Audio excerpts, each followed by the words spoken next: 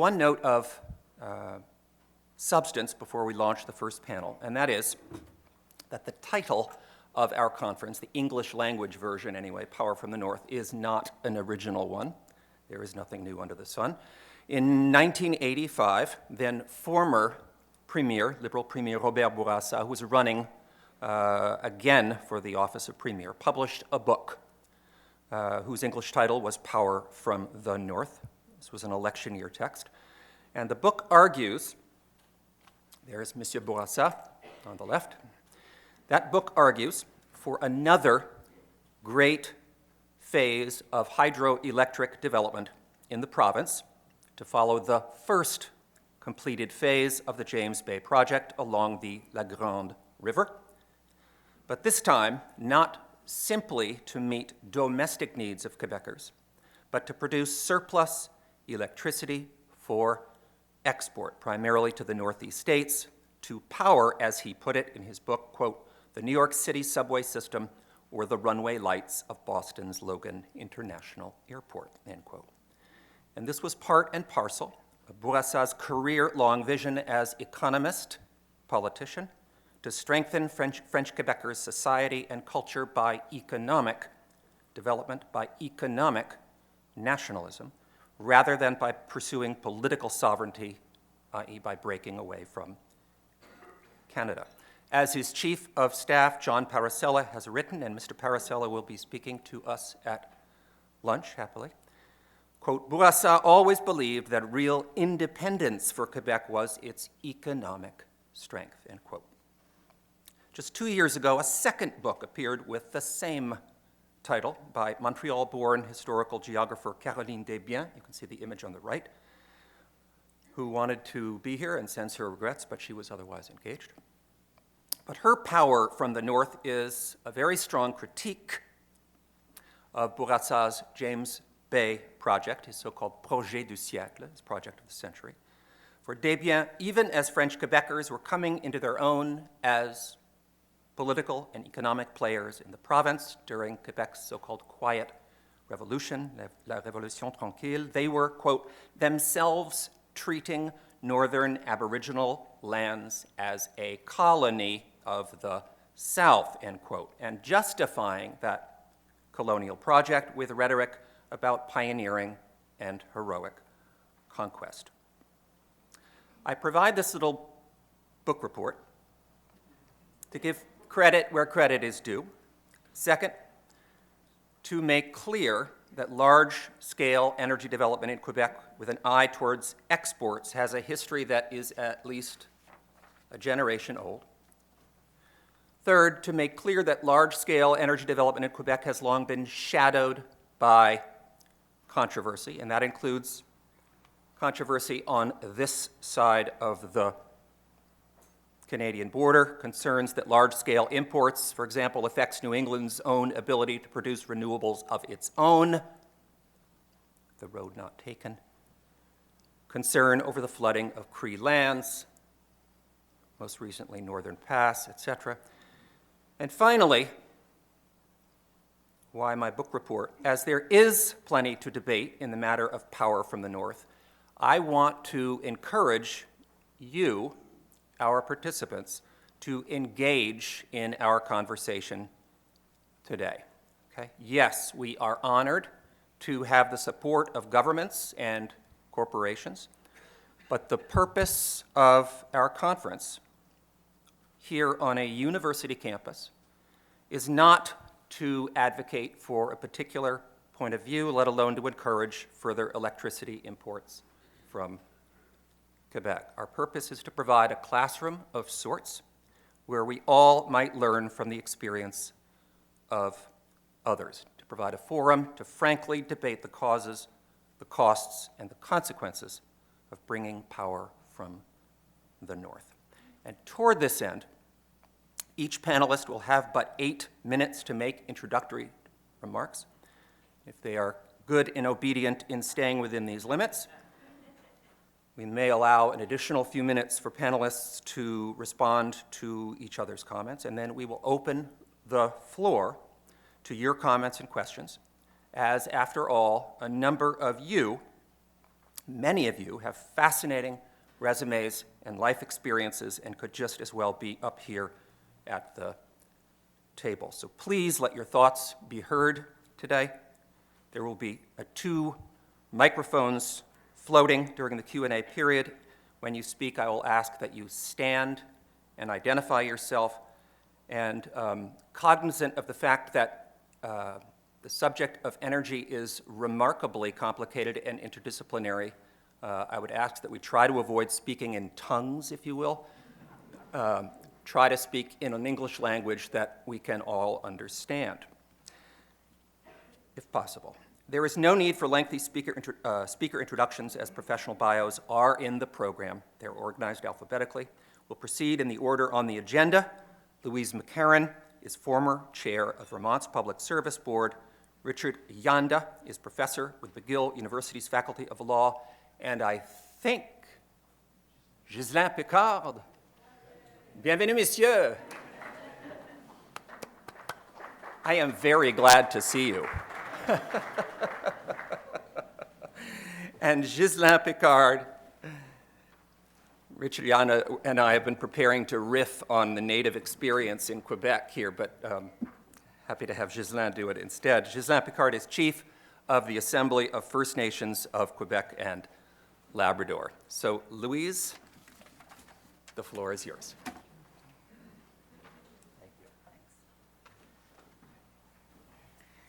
Thank you. I guess my first question is, who in this room is in charge of spring? I'd really like to talk to you at the break,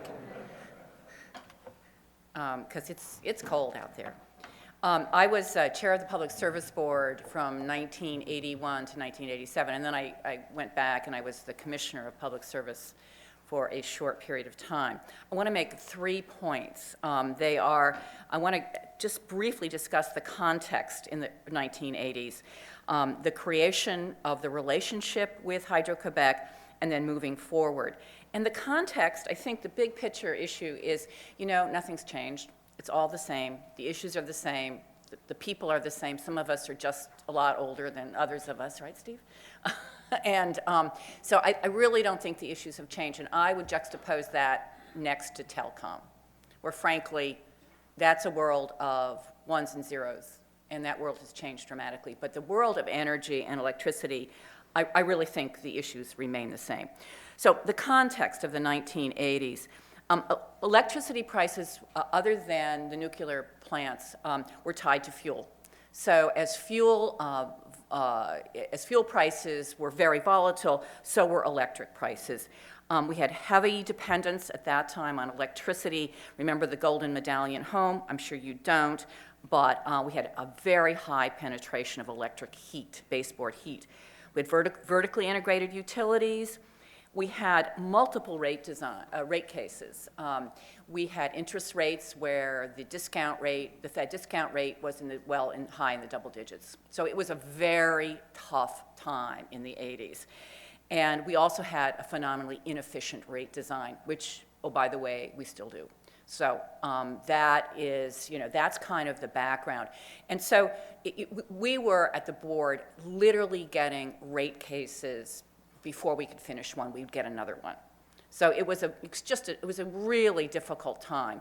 The utilities were, during the winter periods, losing money for every incremental kilowatt hour they sold, because they were having to buy, fuel oil was being burned on the margin, and we had flat rates. So literally every single kilowatt hour sold on the margin, the companies lost money, and that's why they kept coming back. Plus we had terrible high interest rates. So that was then, all right? So that was then.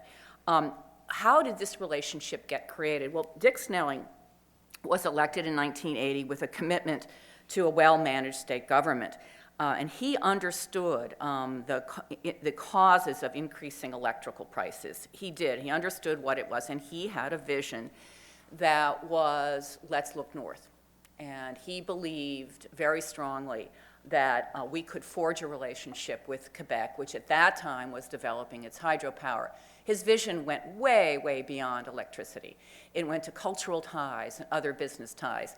And in fact, he was the cause of me having to listen not have to, but me listening every night to the French language CBC on my hour ride home from Montpelier. And that was a lot of fun. He said, all of us need to learn to speak French. It took for some people, but not for me. But anyway, he had this incredible vision and about what the future could hold with Quebec. So the first thing that happened was in 1981, and this was really not Dick's brainchild, but there was the sighting of the HVDC line, which goes from Radisson to Sandy Pond, and it's a 2,000 megawatt line, and that we sited that in 1981. It was a knee pool project, and its purpose was to basically have energy interchange. So there weren't any firm contracts tied to that. And that was in 1981, and that was, a tough piece of work to do because it was not well received in a lot of parts. I would say that the board, Enniskidney and me and a couple other folks walked every mile of that line just to make sure it was sited in the best way possible. That was 1981. In 1984, we really had the first contract between Vermont Utilities or Vermont, the state of Vermont, and Hydro-Quebec, and that was the line in the northwest part of the state. What was fundamentally different about that is the price of the power was not tied to fuel oil prices. Okay, it was tied to a construction index, and it was a very different kind of contract. It wasn't for a lot. My recollection, it was in the 150 megawatt range. But it was the first time that the state of Vermont had said, okay, utilities, you don't want to engage with Hydro-Quebec. We think it's the right thing to do. So Dick really pushed the utilities to enter into that contract. That was the Highgate line. So what's different? Is anything different? Well, first of all, knee pool has been replaced by the ISO New England, and Ann George is here, which I'm really glad for. We have more sources and distribution of generation, but I'll tell you, I'm not sure how much difference that really makes at the end of the day. It's good, you've got a lot of distributed generation, you've got a lot of solar, you've got some wind, and that's not bad. We have way bigger awareness of the negative effects of fossil fuels, so we're trying to solve for that. But, I would say that going back to the 80s, people were very concerned, even at that time, about the use of fossil fuel. And so those are the things that are different. But, everything is really kind of the same. We have an inefficient rate design. We have a need to move power. We have a need for more power. And power is not ones and zeros like telecom, right? It's a physical thing that you have to get moved and people have to consume it. So if you're looking out at the world and you're saying, what can we do for an energy secure future, everybody is looking north again. And that's not at all a bad thing. So I guess my end point is, as much as we think things have changed and we think we're smarter, or at least we're just older, but we're maybe sometimes smarter, things really haven't changed that much. We're still faced with, I think, the same issues and the same problems. So, thank you.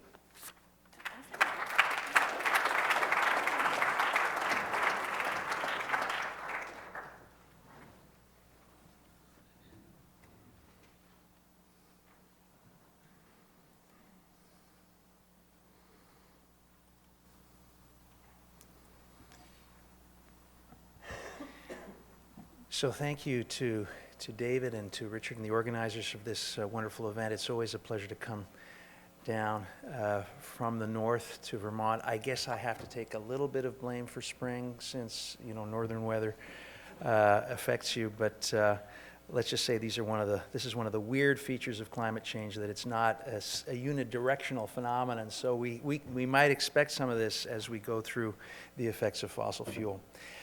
I've been asked to give a little bit of context about Hydro-Quebec, and my theme is that Hydro-Quebec was and remains an important social project for Quebec. I want to give you a little bit of the background to that and maybe give you some parting thoughts on what the current state of that social project is, what some of the challenges that it faces are. But one thing that I suppose remains a little bit mysterious to our friends south of the border is why Canadians have stuck with the idea of public ownership. And I just want to start by reminding us all that actually we gained some inspiration from you about this, because the idea of energy as a social project actually was associated, as you know, with the Tennessee Valley Authority. And I think it's fair to say that as Canadians went through their version of the Depression and tried to think about how energy might be one way of developing the economy of the future, that was one of the models we looked at. And Quebec itself came to the idea of public ownership quite late in the day, even by Canadian standards, in the 1940s, as I'll say in a moment. If you look at the map of Canada as a whole, I want you to see that Quebec is not, in fact, an outlier when it comes to public ownership. There are 3 jurisdictions, they're indicated in gray there, that have private utilities. Alberta, notably, ATCO, Emera in Nova Scotia, Maritime Power in Prince Edward Island. But everywhere else in Canada, you still have essentially a set of utilities run by the public. And Quebec, of course, is the largest of those, significantly the largest of those. Let me now just give you a little bit of the background and history to how that arose. The first stage of nationalization, as we still call it, in Quebec took place in 1944 when the then Liberal government of Adélard Godbout looked at the way in which power was being offered in Montreal, in particular. Montreal Light, Heat and Power was seen to be an inefficient entity. It was taken over by what was then called the Quebec Hydroelectric Commission. But at that time, the antecedent of Hydro-Quebec was only one of many companies operating in Quebec, albeit with the largest city under its jurisdiction. Step 2, the one that we now think of as the main phase of nationalization, took place in 1962 and 63. And what's important to understand is just how huge a political issue that became. An election was fought around it. I've got the poster there on the screen. Maître chez nous became the great slogan, masters in our own house. And you can see that the maîtres are maîtres of electricity. That's what they're grabbing in their fist. And so the whole campaign in 1962, a snap election, was based on the question, yes or no, do you want to have hydro become a public utility for Quebec as a whole? And the Minister of Natural Resources at the time was René Lévesque. You've got a picture of him with Governor Snelling in your program. I just want to give you a little quick feel for the kind of discourse that René Lévesque had. This will be in French, but you'll see what a fantastic salesperson he was, pedagogue he was. This is René Lévesque sort of literally at the blackboard trying to explain to Quebecers why they need Hydro-Québec. Deuxième résultat, comme vous voyez, qu'on peut inscrire à notre feuille de route, là où on voit le tableau d'ensemble, notre situation d'aujourd'hui, et on verra ensuite celle de demain après la nationalisation. With a cigarette as well. On avait déjà des régions paralysées, Abitibi, Bas-Saint-Laurent. Maintenant, on peut inscrire tarif injuste et puis négligence.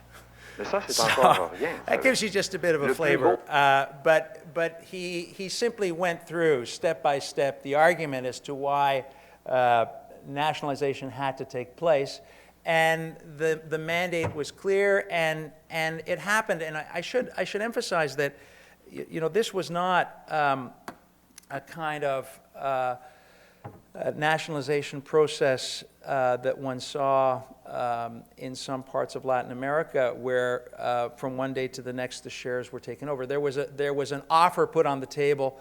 There was a buyout of those companies. $605 million were spent to take over 11 companies, and in fact, eventually over 80 entities were brought into Hydro-Quebec, including, of course, municipal cooperatives. So that was 1962-63, and it was followed by what David already referred to as the project of the century. But even prior to the project of the century, there was infrastructure being developed on a grand scale. Already, the first dam that you see there at the top is the Daniel Johnson Dam, which is the Manicouagan Reserve. Ghislain Picard will, I'm sure, speak to how horrific that was for the Innu, which at that time were not at all involved in the consultations around the building of that infrastructure. From one day to the next had their lands transformed. You also had, of course, the important and controversial project that Hydro-Quebec was part of, the Churchill Falls. That's the picture at the bottom there with Newfoundland, still a source of controversy between Newfoundland and Quebec. And I've put also on the screen an image of the James Bay and Northern Quebec Agreement. That vast territory, largest part of Quebec, is covered by the James Bay and Northern Quebec Agreement, and that was all provoked by the creation of the James Bay Development Project, which was the image that I had to start with, the image of the Robert Bourassa Dam, which you saw earlier on. The building of infrastructure, though, as David has already mentioned, was followed by this vision of taking Quebec into export markets and actually building projects for the purposes of export markets. Some of those were accompanied with huge controversy. That's a picture of Matthew Kuncombe at the top, who, as many of you know, took his campaign south of the border to stop the Great Whale Project, say it was interfering with Cree lands. Since there have been agreements to allow for further development. The bottom is a picture of the Romaine project, which is now coming online, another huge project in the James Bay region. And the last picture I've got there is showing you the major facilities that we have now in Quebec. I'll just zoom in on that for a second, which include, of course, all of the interconnection points here in Vermont and other interconnection points on the border.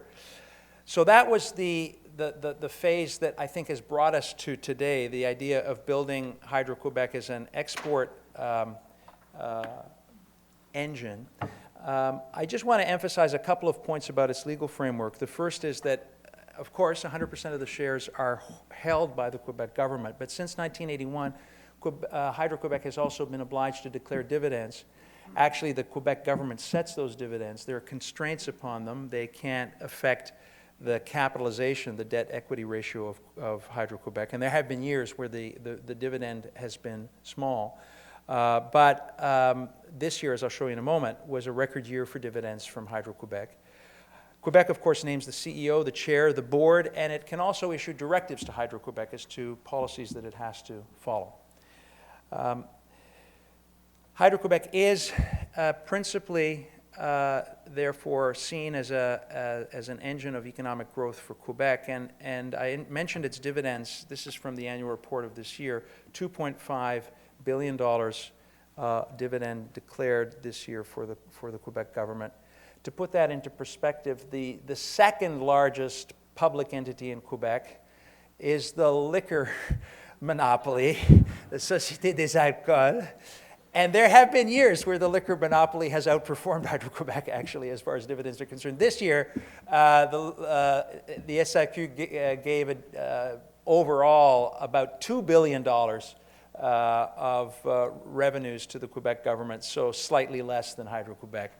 If you put it all together as part of the budget of Quebec, to sort of put it in broader perspective, Quebec's deficit this year is about the size of the dividend of Hydro-Quebec. It's a significant portion of Quebec's overall consolidated revenue fund, but I don't want you to get the picture that it's the majority of that fund. It's a slice of it. So let me just conclude with some thoughts about where we're heading now, what some of the challenges are for Hydro-Quebec, and I'm sure we'll touch upon this through the day. We had a report to the previous government, the Lanoux-Mousseau report. We're having, as I'm sure Mr. Arcon will describe, further reflections on Quebec's future energy policy. But one of the, I think, very striking things in the Lanoux-Mousseau report was how poorly Quebec is performing on energy conservation, largely because of cheap access to energy. But a real theme of the Lanoux-Mousseau report was the need now to master our energy use, to become much better at conserving and using what is really a resource for North America, a clean resource for North America that shouldn't be wasted. The second thing that I think has to be emphasized is that Quebec has used electricity as an industrial strategy tool to promote investment and to bring large-scale manufacturing to Quebec, but we haven't been succeeding at that of late. There's been a decline from a high of about 42% of electricity use for industrial users down to now 31.5%, and it's declining, despite the fact that there's a 20% tariff discount for new projects as well as a tax holiday. So that's become a source of controversy in Quebec now. So I'll leave you with those thoughts and open up the discussion for the rest of the day. Thank you.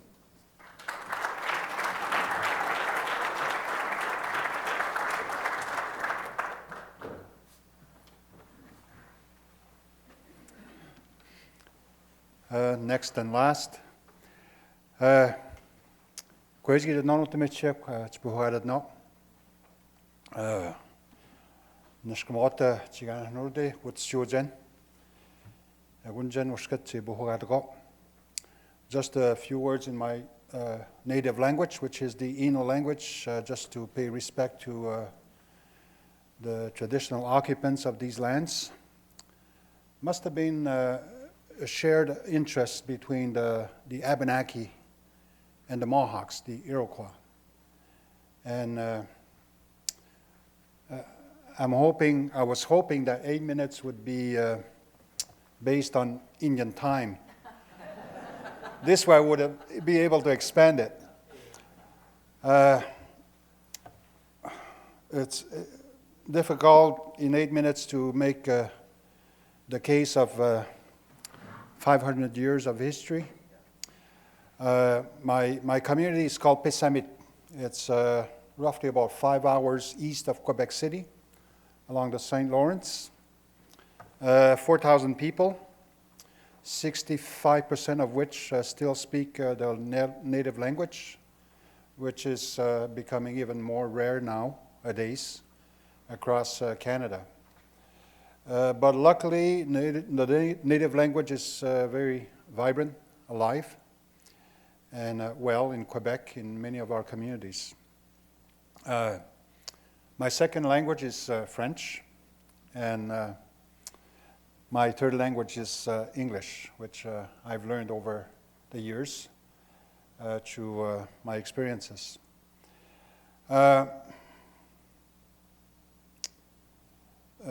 When the Quebec leaders of the 40s were looking at nationalizing electricity, there was very little concern about our peoples and their rights.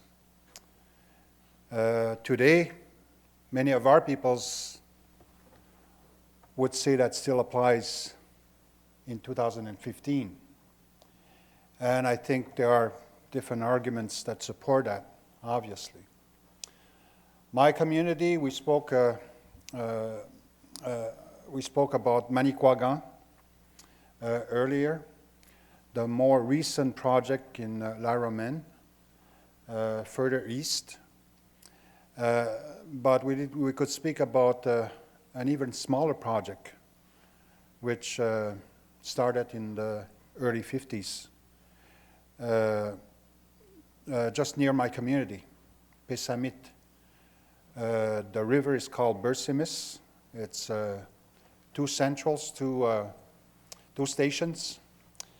And at the time when the project was a project, the person who was consulted in my committee was the priest, the missionary.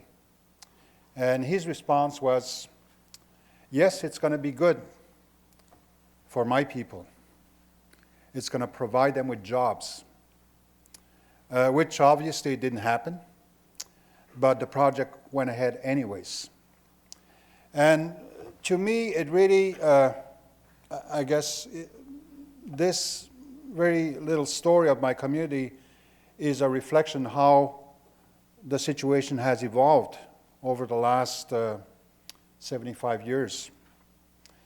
There are many aspects to it.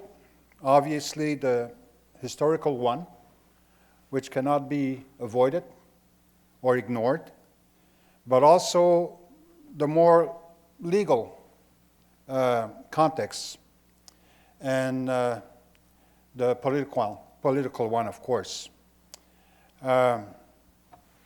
When Monsieur Bourassa announced the project of the century in the early 70s, he promised 100,000 jobs for Quebecers. More recently, in 2011, when Jean Charest presented his Plan Nord, or the Northern Plan, he promised 500,000 jobs. But obviously, between these two events, there's a reality that has taken a new shape and contributed to changing the landscape, both legal and political, not only in Quebec but in Canada.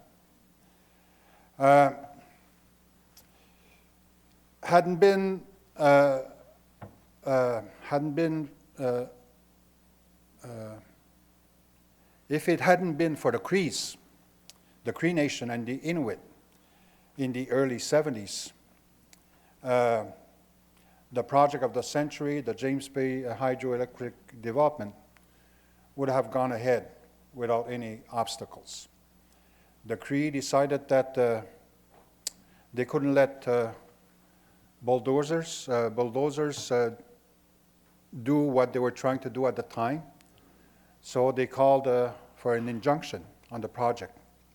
So thus, then, Robert Bourassa, probably against his will, was forced to negotiate a settlement with the Cree and the Inuit Nation, and later on with the Naskapi, which is a smaller nation, more in the eastern portion of Quebec. So all this happened in 1975, and between 75 and 2002, but why 2002? Because that's when the Cree and Quebec signed what I would call a complementary agreement called La Paix des Braves, which was really aimed at settling issues that span between 75 and 2002. And maybe in those 25 years, more than they would like, the Crees had come to the courts more than once, almost on a yearly basis, to make sure that both governments, Quebec and Canada, were living up to their agreements, to the agreement of 1975. I referred to Plan Nord earlier, and this is yet another big project on mining, on tourism, but also on hydro. And La Romaine is certainly an example that was put out there by the Premier at the time, Monsieur Jean Charest. We spoke of the Cree and the Naskapi and the Inuit, and they're the only nations in Quebec to have a treaty with both Quebec and Canada. But obviously the rest of the country, from west of Ontario to all the way to the Rockies, there are treaties that were signed in the turn of the 19th century. So both BC and Quebec are still very much, I would say, are pretty much faced with the reality of Aboriginal titles still existing for many, many nations. And my nation, the Innu Nation, is in that situation. But at the same time, we find ourselves in a, what I would say, constantly changing environment, political environment, which puts us in a situation where we have to start the process over and over, always finding ourselves in a vicious cycle of trying to engage with any government that is willing to engage on, based on good faith. So my own people have been at the table for the last 35 years, trying to come to a treaty, as did the Cree, the Naskapi, and the Inuit nations. But it's been a process, a very extenuating process, costly, $60 million in debt for my nation, and obviously really finding themselves at the mercy of a process they don't control. And the result of that, in part, is what we see today. La Romaine project, which sits on unextinguished Aboriginal title for the Innu, is a reality today, and still moving full force ahead. And it really presents, I would say, opportunities for any government to pursue their goals of developing resources, natural resources, and leaving, First Nations, Indigenous peoples in Quebec, really at the mercy of a process that, for which they don't find any privileges. So this is despite the fact that nationally, internationally even, the context of the Aboriginal rights has evolved extensively to a point where now the United Nations has a declaration on those rights, which was adopted in 2007. But despite that fact, despite the fact that the Canadian government has decided finally to endorse that UN declaration in 2010, we still find ourselves in a situation where we are constantly on the defensive, trying to make a case for our rights, trying to make a case for the future of our peoples, and trying to be part of development rather than being spectators. And this is the situation that we've seen for the last 50, 75 years. Why not the last 5 centuries? So that has to change. That's certainly the stand that I take on an almost daily basis. No matter what panel I'm on, no matter what people I meet, I think it's very important that people understand that there needs to be new perspectives, perspectives that are right for our peoples as well. And I started by thanking, the original users and occupiers of these lands. And to me, it says a lot about the fact that I guess the attempts to move our people away from development have succeeded to some extent. But they have not succeeded in assimilating our peoples completely. If it was the case, then the President of the United States would not agree to meet on an annual basis tribal chiefs from the United States, which to me says a lot about commitments from a country to our peoples. Sadly, I cannot say the same thing for our peoples in Canada and the role and actions of the Canadian government. But there's so much more to say on these issues. I want to thank you very much.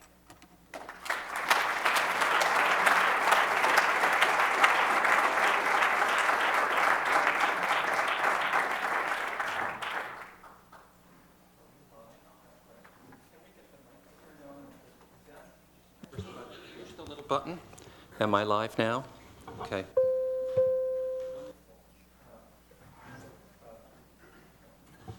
Am I live again? All right. So, panelists, first of all, any burning comments you'd like to share with one another before we open it to the floor? The only thing I would say is I'm really sorry that Dick Sadek is not here. He was really the guy who was with Dick Snelling all the time in terms of the negotiations and the formation of that. And I am frankly a poor substitute for Dick in terms of his wealth of knowledge. So I just wanted to recognize him. Did he share with you that cartoon?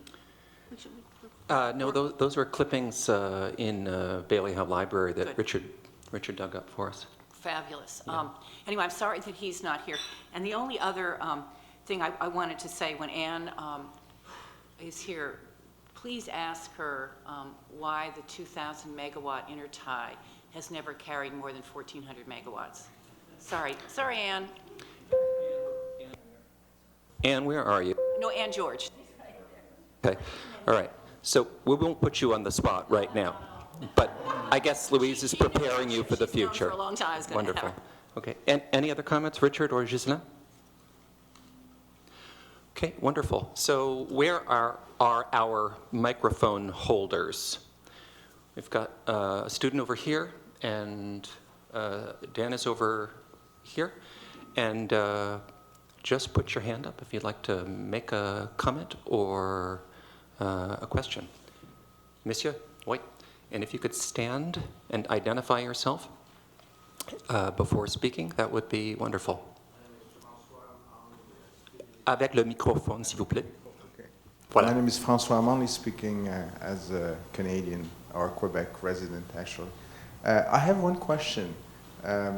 I look at the return or the dividends paid by Hydro-Quebec, and they seem to me as being extremely low in relation to an organization that would provide power, whether it's using fossil fuels or other means. And it seems to me that the Quebec taxpayers see Hydro-Quebec as part of their belongings, their assets, and whenever Hydro wants to increase their rates, it seems to be a tax increase. And as a result, as a taxpayer in Quebec, I only pay about 8 cents a kilowatt for my power. I have a home in Plattsburgh. I pay about 13 cents a kilowatt in Plattsburgh.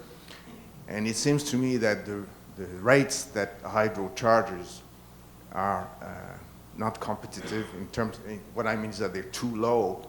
And if they were higher, they would make a real profit for the government, and the government of Quebec could then use those profits, for instance, for the First Nations, and to provide more services or other type of services. So I hope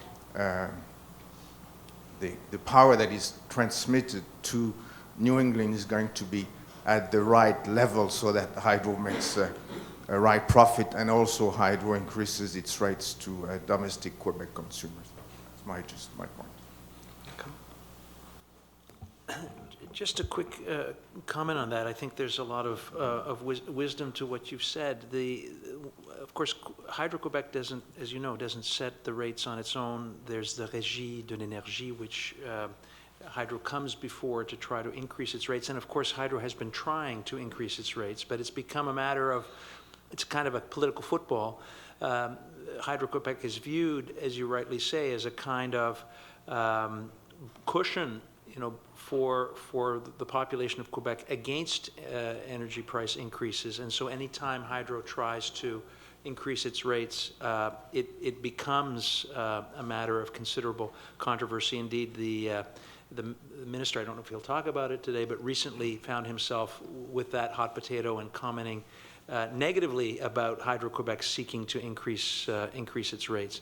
On the other hand, that means that the ability to make energy exports a reasonable business proposition is constrained, because Hydro has to try to get as much out of those export margins as it can in a way to make up for the subsidization of Quebecers.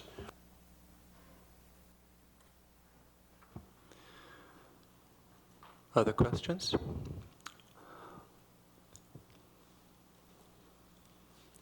How about over here to the side? Please identify yourself and stand, please. Thank you. My name is Bob Herendine. I live in Burlington, and I'm a member of the Electric Commission here. I am highly conflicted because I'm a canoeist, and I also voted for Burlington Electric to buy Hydro-Quebec electricity. My question has to do with some of the history, which I only heard about peripherally when I didn't live in Vermont. But particularly, what about the idea that the world really isn't the same as it was in 1980? For one thing, we know about carbon dioxide, that pushes us in one direction, but we also know that the world is finite.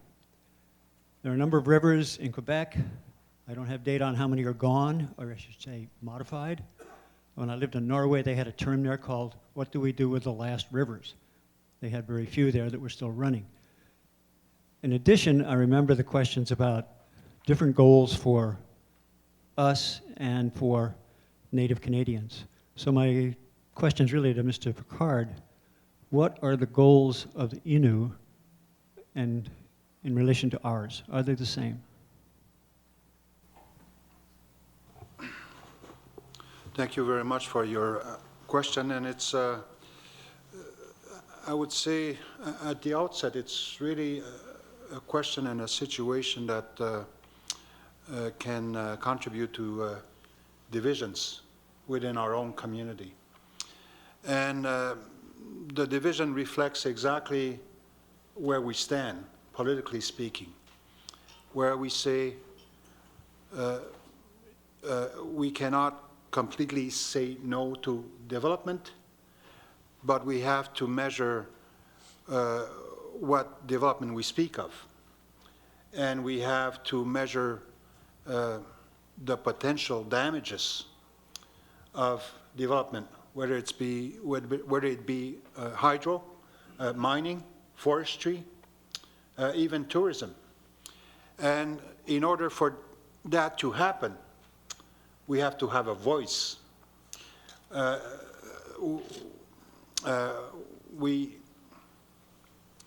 We feel that we shouldn't be asking for it, but sadly, the reality is that we constantly need to remind governments that we are there, that we have rights, and based on those rights, we should have a say. Laramie project, for one, was very controversial. I myself took to the streets in the early 70s when James Bay was the project of the century. So were many of the people from my generation. Nevertheless, it happened.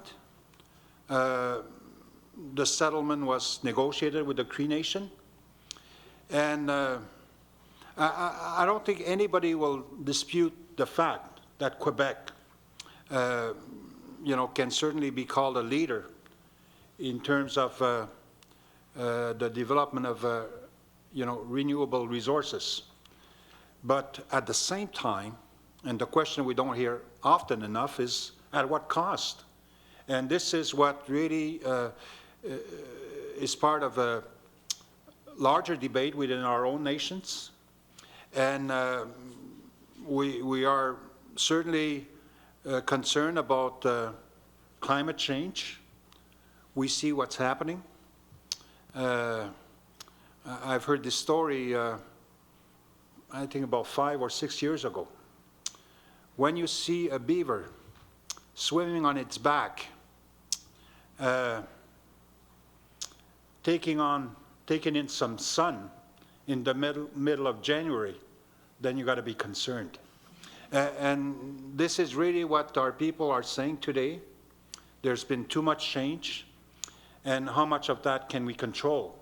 So it's going to be ongoing, but at the same time, the other side of the coin is, our people need to raise their social and economic capacity. And obviously, it cannot be done the way it was done 200 years ago. So there's some change. And within the Innu Nation, one of the smallest communities made the move from their traditional tents to housing only in the late 60s. This is only 50 years ago. So there's that understanding that needs to happen as well from the society around us. But at the same time, we need to have policies that are designed to provide some compensation on what happened in the last 400 years. Bob, does that fully answer your question? Did you get the specifics that you want? Okay. This is kind of off topic, but not really. And I just want to go back to what I said about inefficient rate design. And I just would urge that, that maybe that's something that the department really needs to look at. I still don't think we have a very efficient rate design. And what do I mean by that? That 40% of the load in the summer is air conditioning, but do we price power in the now summer peak? I won't go into that anymore, other than I just want to lay that out because that's part of and parcel of maximizing revenues to an electric company in Quebec. That's all. How about Aaron? Aaron Annabelle, way over here. Oh, okay. Dave, can I ask 2 questions? Thank you for asking permission, Aaron. Good luck. Thank you. Aaron Annabelle, I'm with the Consulate General of Canada in Boston. Question 1 for Ms. McCarren. First of all, thank you to all the panelists. Regional energy collaboration in New England. I think late 2013, early 2014, we saw real momentum. We saw that wane a bit in the summer leading up to the midterms, and now that seems to sort of be resurging again. Just your views on that movement and if it's unprecedented and if you see chances for further regional collaboration, just sort of your observations on that. And my second question, Chef Picard, wondered if we could get your views on the Supreme Court decision, Chilcoot Nation v. British Columbia last year. Some people refer to this as a game changer for the energy industry. Others say it just confirms what we already know. So I'd really be interested in hearing your views on that. Thank you. My observation historically in my experience is that the New England states stay together as long as it's in their interest, and the moment that it's not, they don't. And it doesn't matter whether it was nuclear power or whatever. The states try and get together. The governors try and get together, but it only works as long as everybody wins. There isn't a lot of altruism in that. And I don't mean that, that's just the nature of the beast. But now and actually Anne, this is perfect for Anne can maybe give you some more insight. Thank you very much. Game changer, definitely. And I think the decision is very important in that for the first time, the Supreme Court has agreed to go beyond, where they had gone so far in terms of decisions involving, our peoples and their rights. But the sad reality is that, again, the Supreme Court refers to the political process, which normally would take over in order to implement, that particular decision. And that's where we are forced in a situation where we probably will have maybe any nation that sits on Aboriginal rights or title going back to the courts once again because of the failure of the political process. And this is, and to me, it's a clear demonstration of the failure of policy in general, because policy is one-sided. The Canadian government determines how things are going to happen. In '75, while James Bay was being negotiated, they issued a policy on how to negotiate Aboriginal land claims. And the Canadian government funds the process, and at the same time, they're party to the negotiation. So to me, there's clearly a conflict of interest, and it really, contributes to pushing our peoples against the wall. And at the end of the day, having no choice but to sign on the dotted line. What is the other option? You take to the streets. You organize protest. You even go to the extent of finding ways to stop projects that go against what you feel your right is. So to me, it could be a game changer, but at the same time, you need a government that has the audacity and courage to take things, to change things, or to change the way that things have been done. Before Tikotan, many other decisions with regards to consultation, but there again, that gives way to a policy that is determined or designed by one party only. That's the problem. I just wanted to add something about the Tikotan decision. As Chief Picard has said, many decisions up until that point had focused upon the so-called duty to consult, a duty that arises even in the absence of a recognized claim. So, for example, there was a trial decision in Quebec that recognized the need to consult the Innu with respect to a resource project, a logging project on l'île René-Lavasseur, which is in the middle of the Manicouagan reservoir. But the Court of Appeal, sadly, overturned that decision, saying, well, there's some divisions among the Innu, there are many groups here, there's a balance of convenience, and so the duty to consult became a rather weak basis upon which one could make the claim. The nice thing, from my vantage point, about the recent case is that it wasn't about the duty to consult. It was an acknowledged claim. The Supreme Court saying, here is an established claim. And the important thing about it was of a semi-nomadic group, so that in the past, where Aboriginal claims had focused upon sort of occupation from time immemorial, here was the Supreme Court willing to say, wait a second, that's not the way it worked necessarily with First Nations, that they moved across land in different ways, and I think that's very applicable in particular to the Innu in their patterns of life, winter, summer, and so on. And the last thing I will add, and because it is a decision by the Supreme Court, and there are many interpretations to it, and there will continue to be interpretation until the next decision, and how it applies. We have our own internal meetings this week, and we have a legal analysis of Tikotan and its impacts with regards to Quebec. So to me, it's timely, but at the same time, it's always going to put us in a situation where the question is on us, but it's also on governments.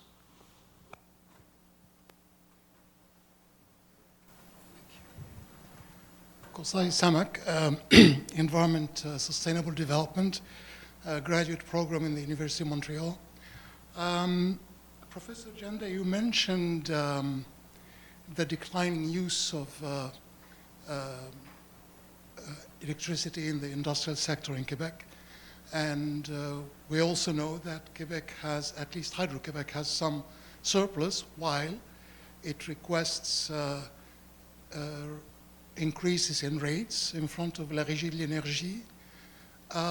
In that context, any thoughts on the wisdom or lack thereof in terms of resorting to wind energy projects, considering their overall costs?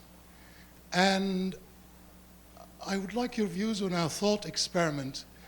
Quebec uses electricity for maybe 80–85% of space heating, which is highly unusual. We share that with Iceland, perhaps, or some such places. Is there any good to be obtained by thinking about increasing the share of use of natural gas for space heating in Quebec and liberating part of that hydroelectricity for more, for better uses with Quebec's neighbors, New England, Ontario, etc.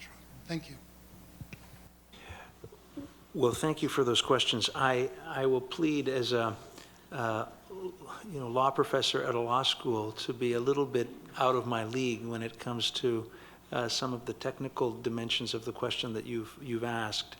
But I'll give you some opinion for what it's worth about dimensions of what of the question. First, as regards wind. Actually, this is something that I learned from colleagues working for the Cree, that one of the interesting features of looking at the wind profile of Quebec is, in fact, so I understand, to see if one can tie it actually to the hydroelectric reservoirs, because the storage of this intermittent electricity is something that Quebec may have a solution to. And so that there seems to, in being able to adjust the levels of reservoirs.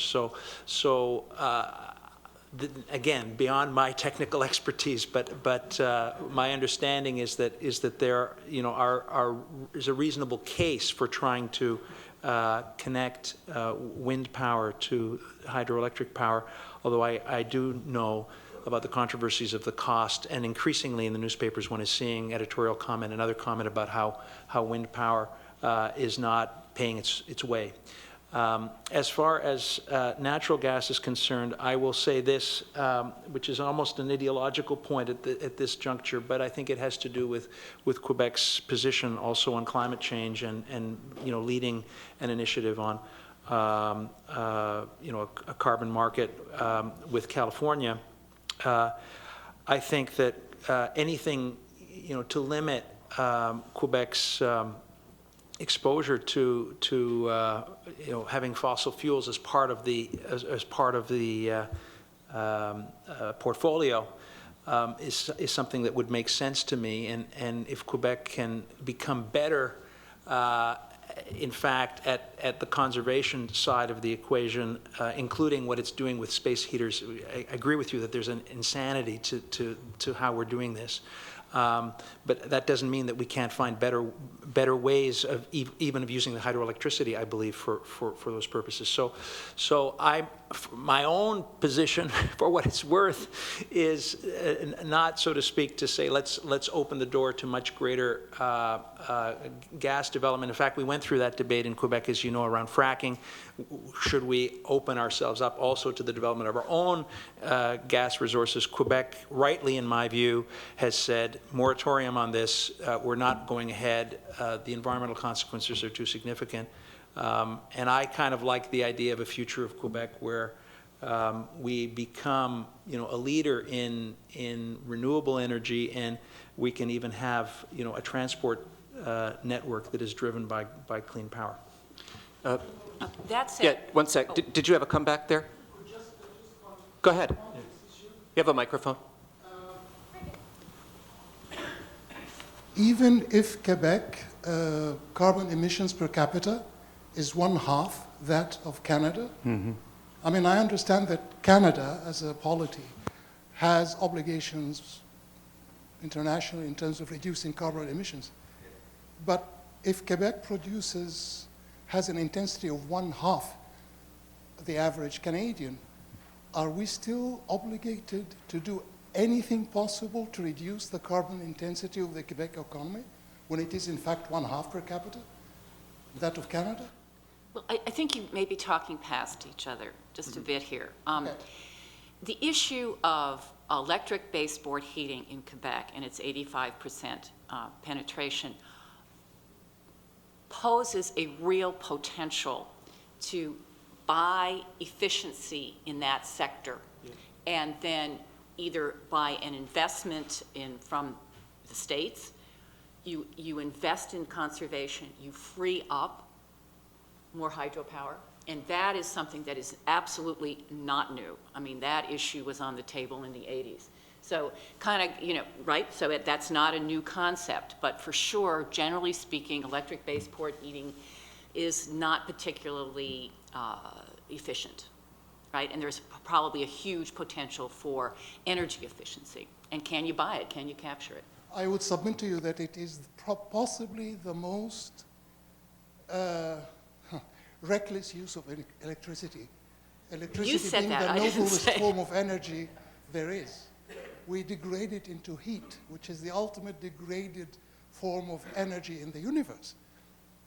So, Thank you. Now, there are a number of other people in the audience who may be able to speak precisely to this question of energy use on the Quebec side of the border. Does anyone want to speak to that? Maybe Phil, Vincent, is Jean-Thomas Bernard still here? He's taking a break. Anyone else want to speak to that? Steve Molodets? Vincent, absolument, oui. I'm a student at Carleton University.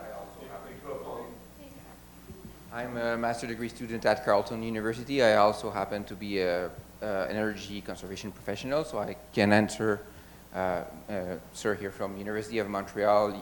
Yes, there would be a lot of potential of freeing up electricity for export if we were to move toward cold climate heat pump or ground source heat pump, or else even switch to natural gas. Of course, if we use natural gas at between 80 and 90%, or forgive me for using energy engineering terms, but if we use that energy at 90 or 100% efficiency with condensing furnaces, instead of using that natural gas in New England or in Ontario at maybe 55% efficiency, then of course there's a net gain to be made. But conditional to this, we need trade barriers to be lowered a little bit in order to be able to export. Until that's done, then there's a what comes before, right? The cart or the horse. Merci, Vincent. Yeah. Other questions? Yes, sir. Chris, could we get a microphone up here, please? Thank you, Dan. Thanks. Louise, you were on the... The best 6 months I ever spent. Driving around for mom later. So Louise was on the Governor's Energy Siting Commission, as were a number of other people, I'm sure, in the room. One of the questions I have, just looking back, one of the issues that kept coming up was, right now, especially with merchant generators, now we're also talking merchant transmitters. Is that different from when the PSB, Public Service Board, was originally established? Was energy siting and transmission any better planned previously?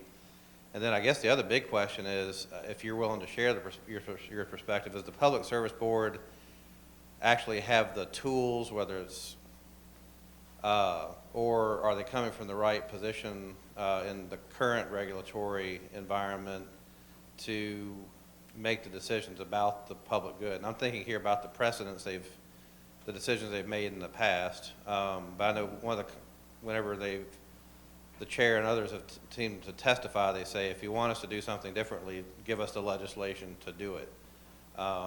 And so I guess I would just love your perspective on kind of the past of the PSB and the PSB going forward and the decisions they're having to make. Well, clearly, the presence of merchant transmission is different, but what that really is a risk transfer. It should be a financial risk transfer from the ratepayer to the developer, and that's a good thing, but at the end of the day, I'm not sure it changes the fundamental obligation to understand, because it is going to use natural resources. It's going to affect the grid, so I think the board still has the same siting obligations that it had before. I think the board, and you've heard me say this, I think the issue with respect in the state to solar, and I'm getting way off topic, but it's a local land use issue. That's what I concluded, and it needs to be treated as a local land use issue, and I think that's really, really important. I think the board, it's got a tough job. It's always had a tough job because it's in the middle and it's arbitrating all of this. I think we should look to the leadership to come from the department, and that's always been my view, because that is where they carry out the will of the governor and the will of the legislature. So I mean, this is all tough, but it's not unprecedented. And the only other thing I would say, my experience from many years in and out of these businesses is you have to be very careful about the assumptions you make when you're entering into decision making. There's a whole host of assumptions, and they are almost always wrong. And that is just a life lesson. I mean, I was thinking about this last night. PURPA rates in this state were set at a time when we thought oil was going to, in the 80s, going to be $100 a barrel. And we did 30-year levelized PURPA rates. Oil went to $20 a barrel at the end of the 80s. And so there's nothing new. I mean, as I'm saying, you just have to be really harsh with yourself about the assumptions you're making, because they're going to be wrong. This is my experience. Yes, way over here. Please stand with the mic. Thank you. Hi, Laura Straub, St. Michael's College. I'm an assistant professor of environmental studies. This question's also for Ms. McCarren.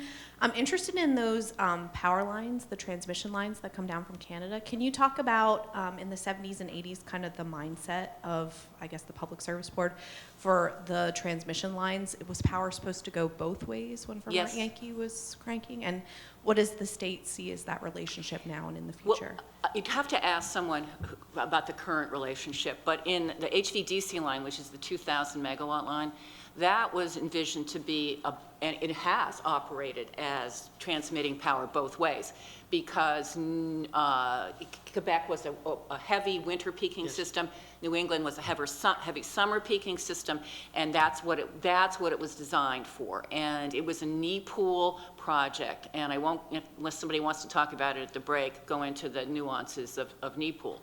But that's what that was. And I think it has worked very effectively. The real kicker in that one was the realization that you couldn't run it above 1,400 megawatts because of the effects as far away as PJM, okay? And that was like, oh dear. And my experience in the West, I was the CEO of the reliability organization in the West, was we'd have exactly that same problem. People would want to build these lines, they'd want to do stuff, and then when you go to operate the system, you would discover that the system couldn't actually accommodate that much power. It's very, very complicated, and I am not an electrical engineer, but I think it's kind of a hidden issue underneath that. The next line that was cited was the Highgate line, which was a very small-ish line to bring, to accommodate power that was negotiated between Vermont and Hydro-Quebec. There is also, and I think it's still in existence, there's a 50 megawatt piece of the northern part of Vermont that can be disconnected. And in the 98 ice storm, that was really a good thing because it saved, we brought that piece back into Vermont. So, I mean, the transmission lines and all these new transmission lines, I have an overwhelming concern as to the system's ability to absorb that much power. And you also have to ask, what does it do to operating reserves? But we can talk about that another time.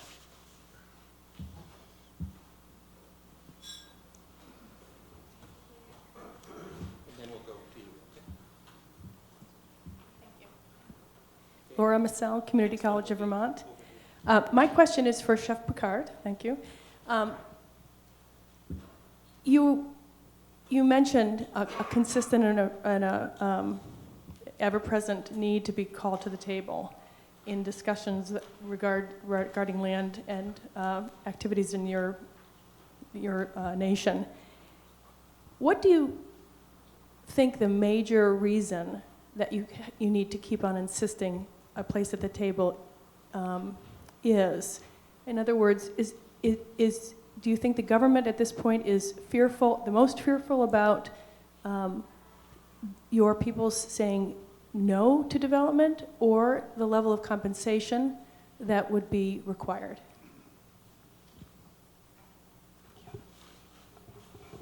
Anybody from governments here? No, nobody at all. Well, I would say probably more and more a little of both. You know, compensation has always been a big hurdle when it comes to negotiating with indigenous nations. When the James Bay Agreement was negotiated, both the Cree and the Inuit got $225 million as a package deal. This was in '75. But many will forget the fact that from '75 until 2002, I mean, the daily life for Cree leaders were to go before the courts to make sure that governments would live up to their obligations as per the agreement. And they agreed to settle those disputes in 2002, you know, with the signing of this Paix des Braves. When it comes to consultation, and the term being used now is free, prior, and informed consent, as per the UN declaration. The Canadian government is explaining its position or its reluctance to harmonize policy with the UN declaration by saying the declaration would give veto powers to you know, indigenous nations in this country. But obviously our people are saying that we're not talking about veto, we're talking about informed decisions. That's really what we're talking about. The Canadian government, I just heard this morning, spent $24 million over the past 2 years promoting Keystone. And this is the kind of, you know, challenges that we face, you know, in trying to, you know, make our move, make our voice heard, you know, with regards to any development. So I say it's a little of both, more and more, and certainly, you know, our role is really to not determine, you know, what the price of a megawatt should be. Our role is to present to you and anybody interested the aberrations that we see. Why is it that Aboriginal Canadian communities, maybe a sixth of them, that's about 100 communities, still rely on diesel generators today? Why is it that there's a community in the middle of La Vérendrye Park, just about 4 hours away from Montreal, north of Montreal? They have a small power dam meters away from the community, and they have to rely on generators. These are the kind of aberrations that we need to bring out in the open. And because that's the only way that we can make our case, you know, public opinion, I guess, being more receptive to, you know, the situations that our people face. And again, as I said earlier, our, you know, ultimately our biggest wish is to have a role to play, to have a place, and to have a say, you know, no matter what. I'm James Morgan. I'm a PhD candidate in the Department of History at the University of Ottawa. I have a question for Ms. McCarren. I like your expression, nothing's new, because a historian, that's, you know, I see that every day, nothing's new in what I look at, but I'm interested to know that to the extent that when you were working for the state in the early 80s, to what extent was there an influence from the power plan to import power from Canada that Governor Hoff had in the 1960s? Was that, I know that that plan faced a, you know, it did not pass the legislature, and the Legislative Council ended up putting severe restrictions on it. How much influence did that play at the time? Well, I think there is nothing new, and I think that what Hoff was trying to do is what Snelling really was trying to do, and under the fight that was really going on at that time, and particularly when in Hoff's era, was a struggle between the vertically integrated, privately owned electric companies and the state of Vermont. And Vermont had some entitlement to NIPA power, St. Lawrence Seaway power, as you know. And so that was part of this struggle. And Dick Snelling was not a mild-mannered guy, okay? For those of you who, right? He was not a mild-mannered guy. And he got into a tussle. And the folks at the private companies were, in his view, very pig-headed about not looking north for power. And so he said, well, tough on you. I'm going to figure out how to do this. And he did. And so, I mean, I think that's part of it. And that's part of why when you look at all of this history, you know, it's so much more than the memos. It's so much more than the cold stuff. It really was driven enormously by personalities, and strong personalities who really wanted to get things done. I mean, I'm looking at Steve, right? I mean, right? It took a lot. Yeah. It was, you know, pretty strong-willed people who wanted to do this, and they really believed that our future lay north.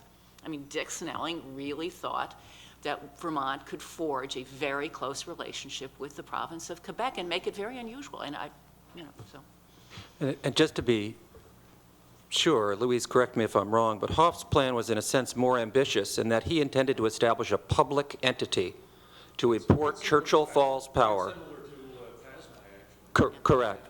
And that would have directly competed with, among others, CVPS, which was run by a fellow named Albert Cree, who put in a lot of dollars of lobbying to the legislature. It wasn't the legislature per se, it was private power companies, in particular Cree, who brought that project down in the 60s. And Mr. Hoff will tell you, even in his dotage today, that that was among the bitterest defeats of his administrative period. I think that's absolutely correct. Yep. Questions? Other comments or questions? Yes, sir. Could we get a microphone over here, please? Thank you.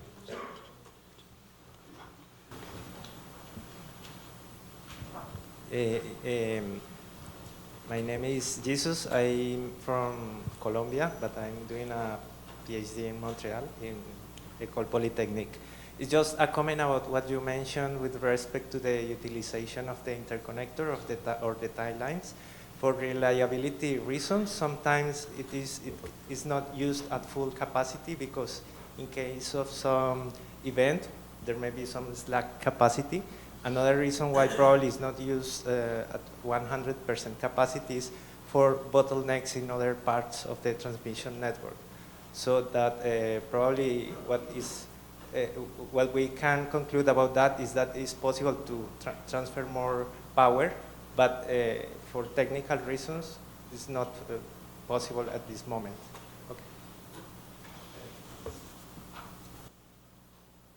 Is there someone on the panel who can handle that? I think I made myself very unwelcome at the ISO. I was on their board for 10 or 12 years, and I think I made myself fairly unwelcome by constantly asking how can we access that 600 extra megawatts of power, transmission capacity.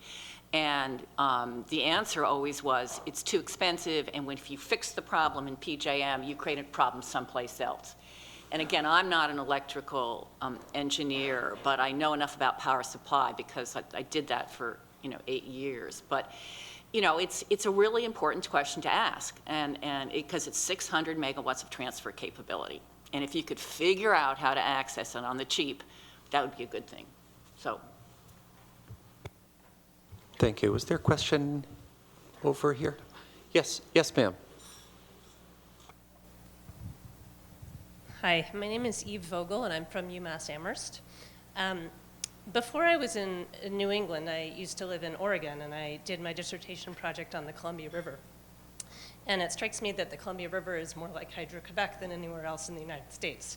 I know it's not exactly like it, but it's more like it. Well, I tell you, here's the fundamental difference. The Columbia River project is a run-of-the-river project. At the end of the day, there is some pondage, but not a lot.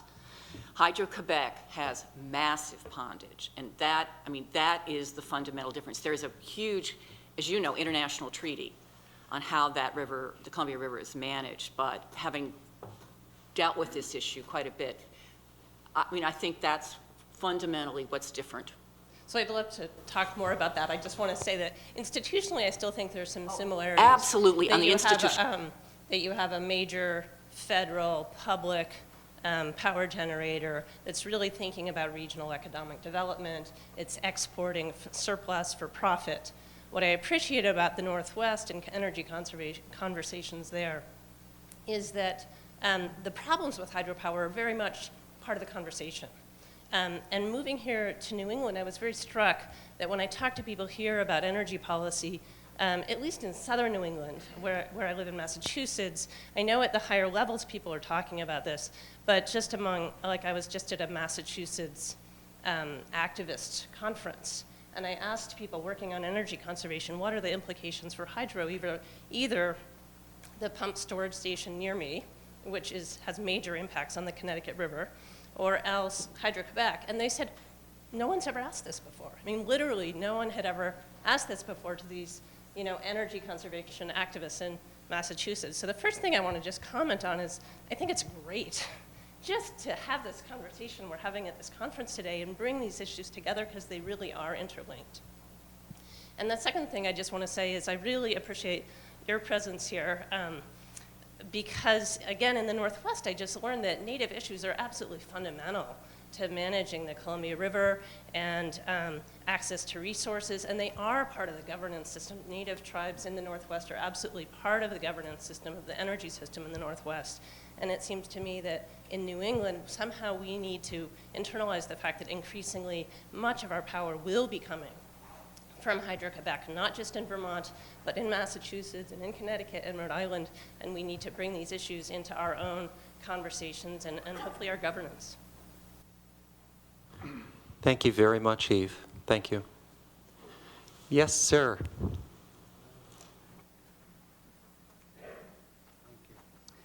My name is David Mackay, and I'm a member of the New England Canada Business Council, located down in Boston.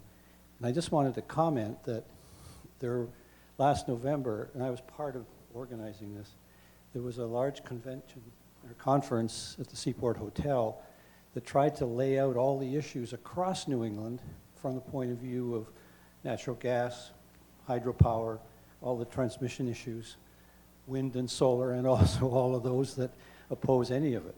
So that was all laid out. So there are places and there are activities where this is being discussed, and with the idea of getting it out on the table so some decisions can be made.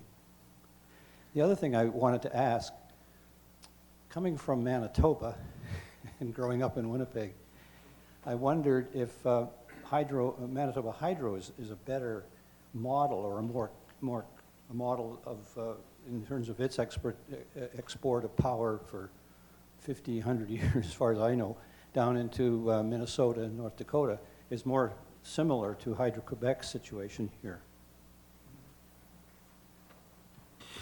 No, absolutely. I had a little map early in my presentation showing the other parallel hydro producers, and I think Manitoba is a great parallel. Certainly more obvious than some of the other provinces. BC Hydro too, I think, in some ways. Yeah.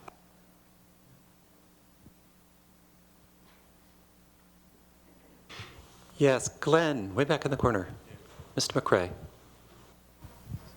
Glenn McCrae here at the University of Vermont. Actually, there was a very engaged conversation in New England, New York in the late 80s and early 90s around the impacts, consequences of importing from Hydro-Quebec, mostly instigated by the very active engagement of the Cree coming down here, not because there was any kind of regulatory or other governmental framework to have that conversation. In fact, there is a very much a wall of lack of ability to consider impacts in Quebec as we go through a regulatory process in any of the New England states on this side of the border.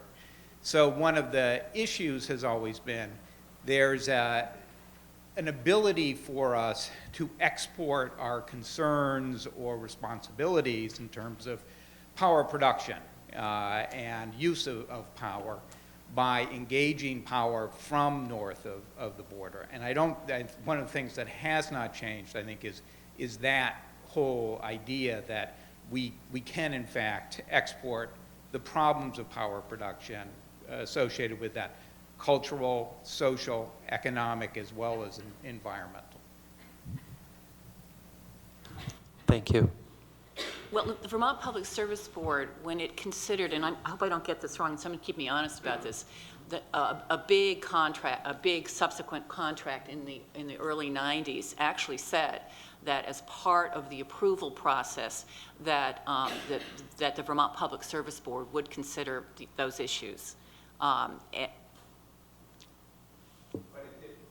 Well, I was part of that case as a private lawyer, and we could talk about that. But they basically said, yeah, to your point, we can't live in isolation. We can't export these problems. We need to consider these effects.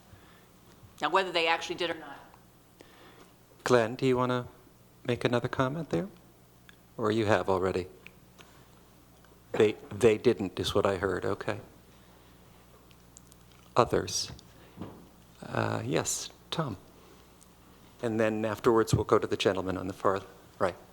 Tom McGrath, Rice Memorial High School. Chief Picard, question for you. So you've discussed, beginning with the James Bay controversy, and even decades or centuries prior to that Aboriginal communities have been constantly on the defensive and arguing for their rights, and that new perspectives are needed. So my question for you is, what do you think some of those new perspectives are, rather than getting some of the communities off of diesel generators? And how do you think that these projects can best benefit Aboriginal communities? As I said earlier, our main purpose has always been to find a way to engage governments in a way that respects, the fundamental rights that we try to promote. To us, this is very much part of the new reality. And in many respects, James Bay, was certainly a game changer in that governments would now have to sit down with our peoples. And so a lot of our own reality in Quebec has been to try to find a way to engage with Quebec as a government, because Quebec had jurisdictions that other provinces or territories didn't have. So we've tried to engage Quebec on a bilateral basis, going back to, I've been there 20 years, so going back 20 years and beyond. And obviously, we always felt that the process needed to adapt to what was happening, legally, politically, obviously, in Quebec, in Canada, and internationally. And we've always been faced with a constant denial of that evolution. And to us, this is, what explains at times the failure.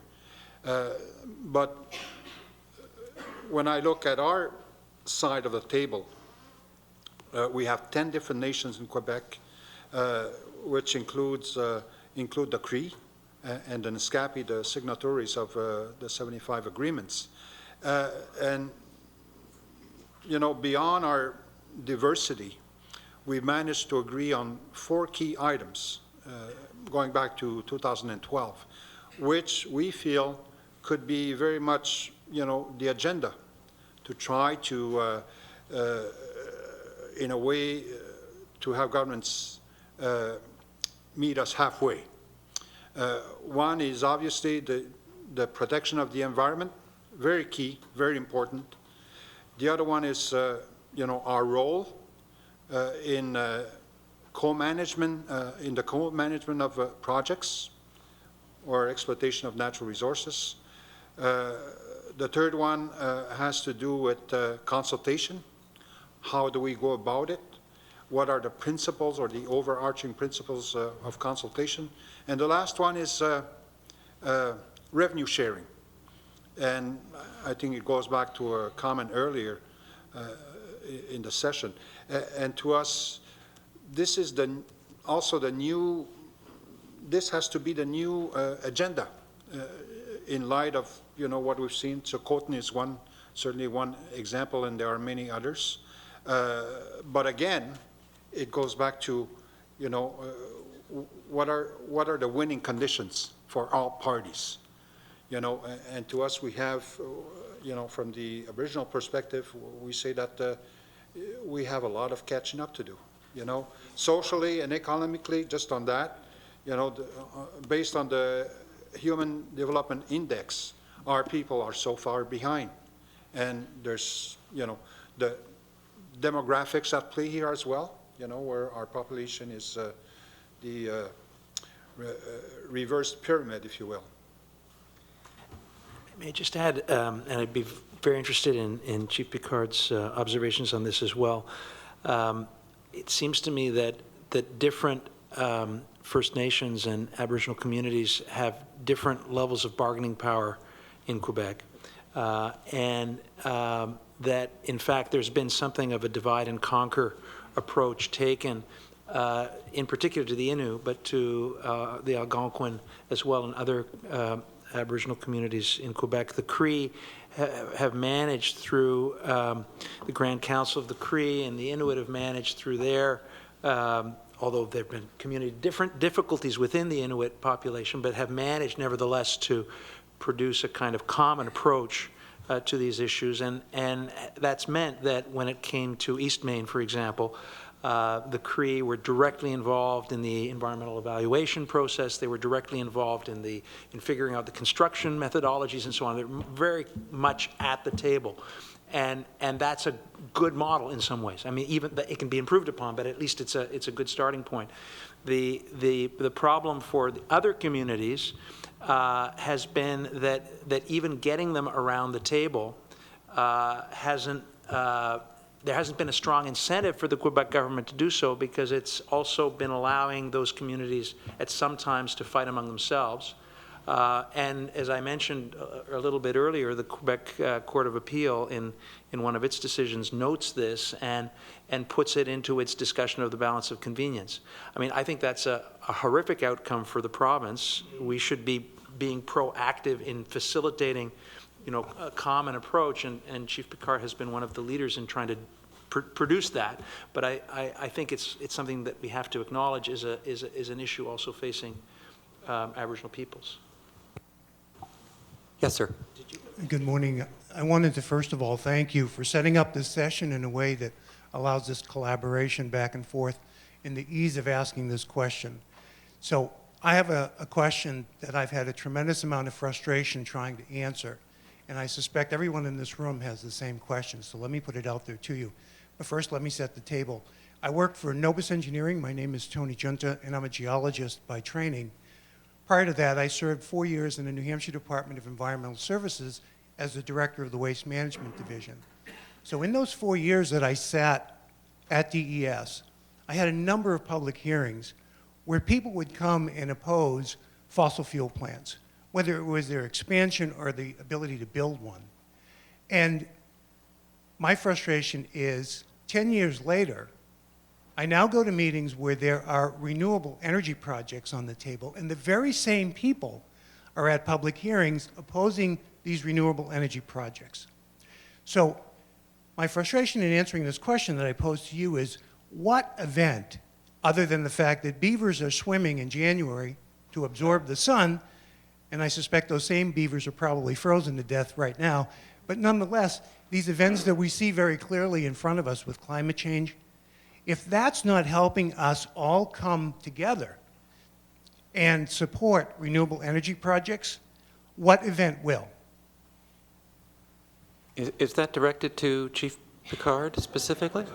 I heard beavers. No, to all. Okay, is anybody at this panel capable of answering that question? There Well, might be someone in the room. let me Louise, just give say, it a shot.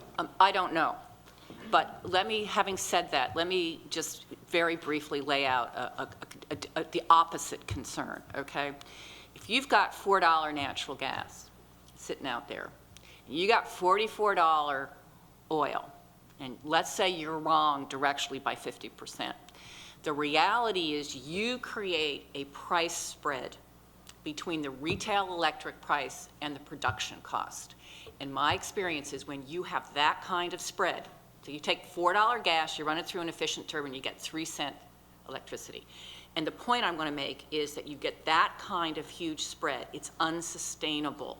And what happens is folks in the street, the average Joe and Jill, they go to their legislators and they say, I'm not paying 16 cents, or whatever the current retail rate is in Vermont.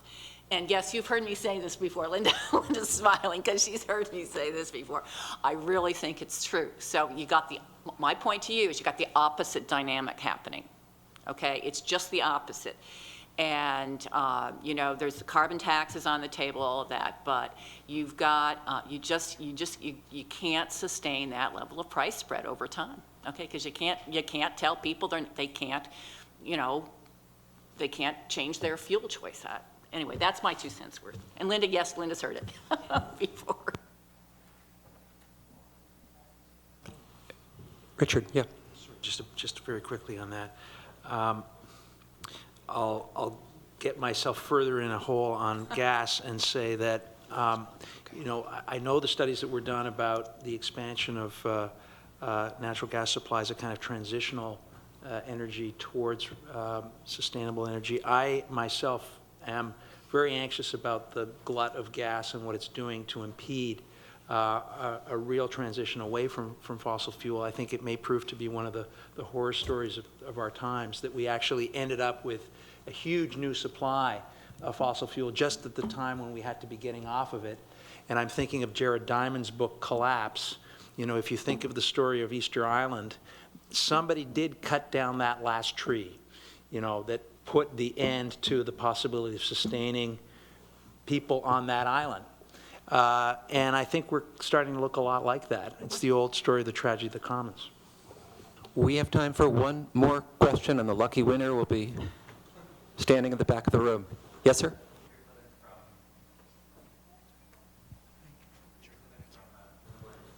Is that live? Could we get that mic turned up, please? Or get the other one in use?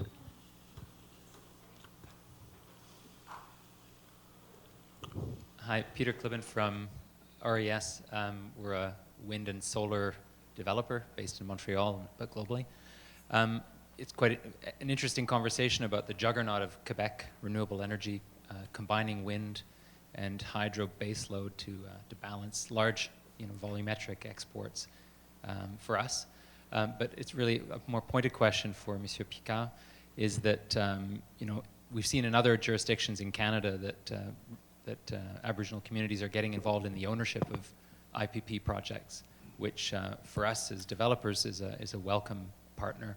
Do you see the same phenomena potentially occurring in Quebec? First Nations are actually teamed with power projects from our perspective, wind, in future procurements.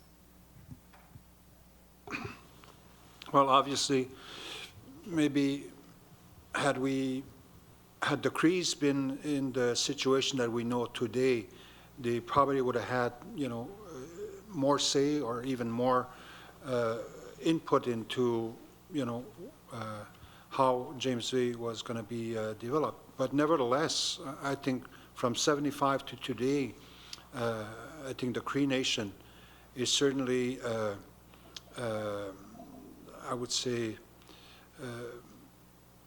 exceptional in the way that they've been able to raise, their economic and social situation compared to that of other nations.